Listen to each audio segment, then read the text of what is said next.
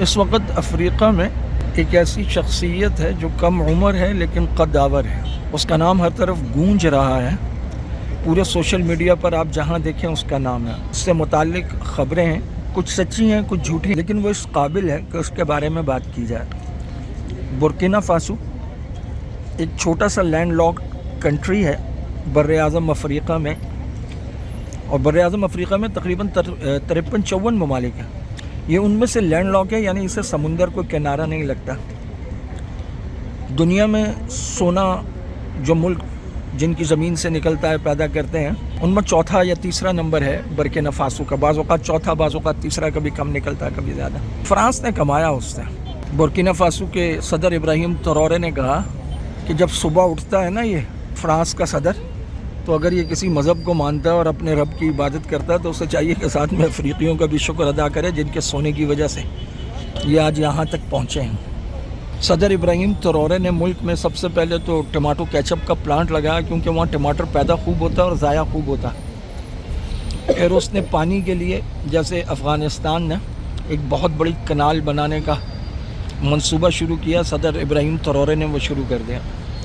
عہدے کے لحاظ سے فوجی کیپٹن ہے، لیکن بہت شاندار آدمی ہے اور زبردست آدمی ہے.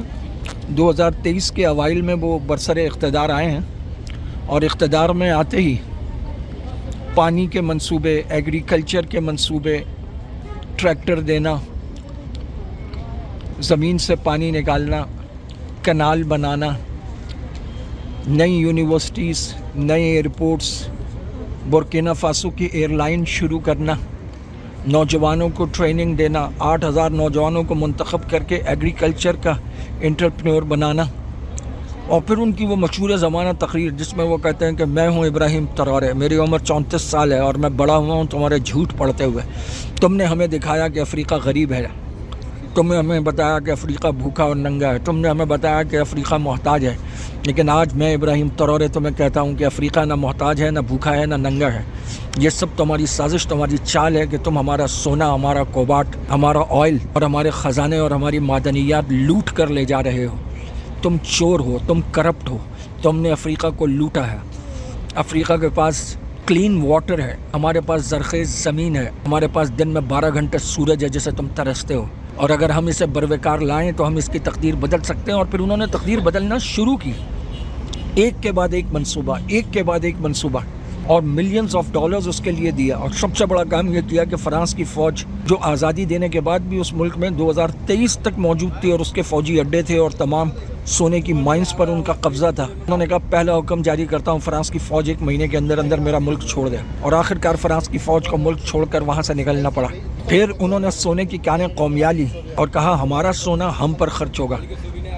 صدر ابراہیم ترورے نے کہا میں بلال حبشی رضی اللہ تعالیٰ عنہ کا ماننے والا ہوں اور ان سے محبت کرتا ہوں. ابراہیم ترورے کی گھر والی اسکارف پہنتی ہے، جو تصویریں منظر عام پر آتی ہیں وہ اسکارف میں ہوتی ہیں، اور ان کے ساتھ ان کی چھوٹی بچی ہے لیکن وہ بھی اسکارف میں ہوتا ہے. وہ ایک کلچر کو فروغ دے رہا ہے. اس سے پوچھا گیا کہ کیا آپ مسلمانوں کا لیڈر بننا چاہتے ہیں، کیا آپ اسلام کا لیڈر بننا چاہتے ہیں؟ اس نے کہا میں ایک ایسا انسان بننا چاہتا ہوں جسے دیکھ کر لوگ کہیں کہ اسلام واقعی انصاف سکھاتا ہے. اسے صدر ٹرمپ نے ملاقات کے لیے بلایا. جب اس نے مائنز پر قبضہ کر لیا، اپنی مائنز واپس لے لی، تو اس نے کہا نہیں جی مجھے ملاقات نہیں کرنی، معذرت چاہتا ہوں. تمام یورپی سفیر نکال دیے. بولا جب ہمارے ملک سے پروازیں نہیں اڑ رہی، آ جا نہیں رہے، تو تم یہاں کیا کر رہے ہو؟ تمہارے صفات خانے کس کام کا؟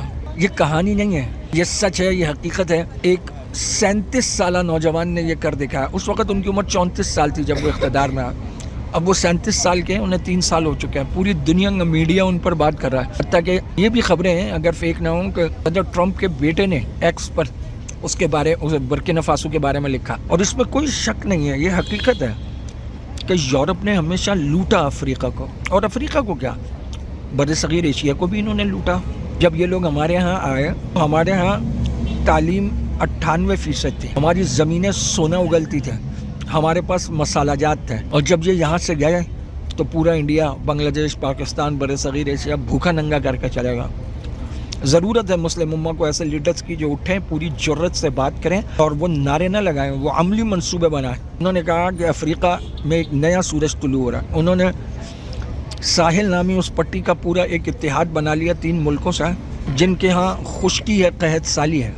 اور وہ پانی کے منصوبے شروع کر چکے ہیں اور بڑے انقلابی منصوبے ہیں. اگر آپ نیٹ پر سرچ کریں گے تو آپ کو بہت ساری تصاویر اور ویڈیوز مل جائیں گے. برکینا فاسو اور ابراہیم ترورے انہوں نے اپنی پوری قوم کو ابھارا کہ آؤ مل کے کام کرتے ہیں. انہوں نے کہا یہ رات کیا ہوتی ہے, روشنی کا انتظام کرو, رات میں بھی کام کرو. انہوں نے کہا اب ہمارے پاس وقت نہیں ہے. برکینا فاسو میں دن رات کام ہو رہا ہے, واقعی ہو رہا ہے. میں نے چیٹ جی پی ٹی سے بات کی, میں نے اے آئی سے بات کی, دونوں نے یہ بتایا کہ ابراہیم ترورے واقعی بہت کام کر رہا ہے اور 25 کے قریب منصوبے ہیں. انہوں نے سڑکیں بنانے کا منصوبہ شروع کیا, ہر فیملی کے لیے ایک گھر بنانے کا منصوبہ شروع کیا, اور وہ سارے منصوبے شروع کر چکے ہیں, ان پہ کام شروع ہو چکا ہے. آئی ایم ایف نے کہا ہم قرض دیتے ہیں, انہوں نے کہا کسی قرض کی ضرورت نہیں, ہم تمہارے قرض کے بغیر کام کریں گے. اب ان کا سونا وہ خود نکالتے ہیں اور اس کی ریفائنری لگائی ہے, سونا کلین کر کے خود وہ ملک کے ریزرو میں رکھ رہے ہیں اور عالمی مارکیٹ میں بیچ بھی رہے ہیں. صدر ٹرمپ کو انکار کیا تو پیوٹن سے ملنے چلے گا.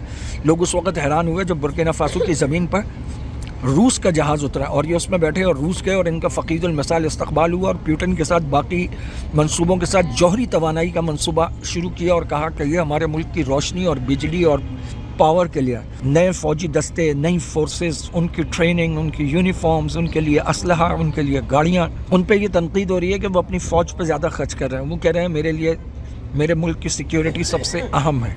یہ جتنے منصوبے شروع ہوئے, ان منصوبوں کی حفاظت اور ان کو رواں دواں رکھنے کے لیے مجھے افراد کی ٹریننگ یافتہ افراد کی ضرورت ہے. ان کے سلام کرنے کا انداز بھی ایک نیا ہے, وہ ہاتھوں کو بند کر کے فسٹ بنا کے مٹھی مٹھی پہ مارتا ہے. ابراہیم ترورے واقعی دیکھنے, پڑھنے, سننے کی چیز ہے, اور ان کی دیکھا دیکھی پورے افریقہ میں اب آوازیں اٹھ رہی ہیں کہ ہم کیا نہیں کر سکتے. وہ کہتے ہیں ہمارے 50% جو ہے وہ 22 سال سے کم عمر کے لوگ ہیں, ہمارے پاس جوان ہیں, ہمارے پاس لمبے قد ہیں, ہمارے پاس طاقت اور قوت ہے. اگر افریقہ اٹھ کر کھڑا ہو جائے تو افریقہ کو باہر سے کسی کی ضرورت نہیں ہے. فضول اور فالتو بات نہیں کرتے, لیکن جو کہتے ہیں وہ کر دکھاتے ہیں. صدر ابراہیم ترورے افریقہ میں ایک امید ہے, اور ہم اس پر اس لیے بھی زیادہ خوش ہیں کہ سینکارا کو مار دینے کے بعد برکینا فاسو جو پیچھے رہ گیا تھا, ایک مرتبہ پھر اسی انقلاب کو صدر ابراہیم ترورے نے اٹھایا ہے, اور ابراہیم ترورے نئی امید بن کر ابھرے ہیں, اور وہ مسلمان ہیں اور وہ اسلام کی بات کرتے ہیں. تو اس سے یقیناً ایک انفلوئنس ہوگا